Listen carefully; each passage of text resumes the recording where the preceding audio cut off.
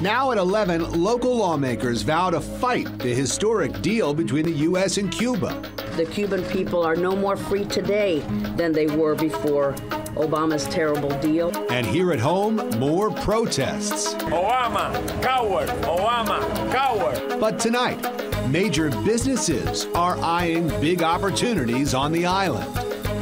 And the lines of division growing sharper tonight. I'm Rick Fulbaum. And I'm Cynthia Demas in for Erica Sargent. CBS 4's Lauren Pastrana is covering the story from Havana to Little Havana, where she is live right now at Café Versailles. Lauren? Cynthia, Rick, after almost 2 full days of voicing their opinions, it seems not even the strongest cafecito could keep these protesters going. Only a few people remain here at Café Versailles in Little Havana this evening. Most are disappointed in the policy shift, but they're hopeful democracy in Cuba is not completely out of reach. Some Cuban exiles in South Florida aren't pulling any punches when it comes to expressing what they think about the Obama administration's decision to normalize relations between the U.S. and the communist island. He's a traitor. He's doing something that I don't know. The previous administration, they never did that. Everybody, coward! Coward! Coward! On the second day of protests at Café Versailles in Little Havana, tempers flared as one man defended the president. You're a Cuban spy. You're a Cuban spy. Santiago Portal endured tough criticism for his opinion. I support Obama for to make a relation with Cuba because in 55 years, no American president do something for the freedom for Cuba. But local Cuban-American lawmakers say the policy shift will do little to improve conditions for the Cuban people.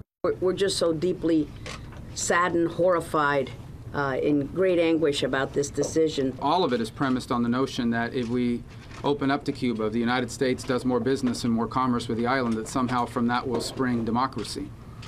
I wish that were true. On the island, hopes are high. The average Cuban is ecstatic. They're euphoric.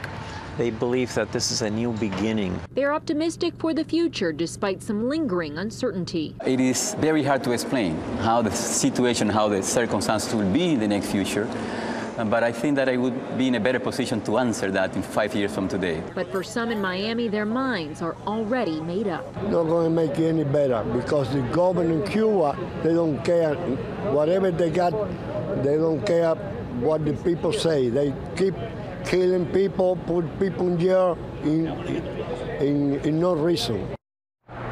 Now, while some lawmakers in other parts of the country support this new relationship between the United States and Cuba, Senator Marco Rubio has said he will promise legislation to block parts of this new policy from ever fully taking effect. He says he will try to prevent a vote on a future ambassador as well as blocking funding for an embassy on the island. Live in Little Havana, Lauren Pastrana, CBS 4 News Tonight.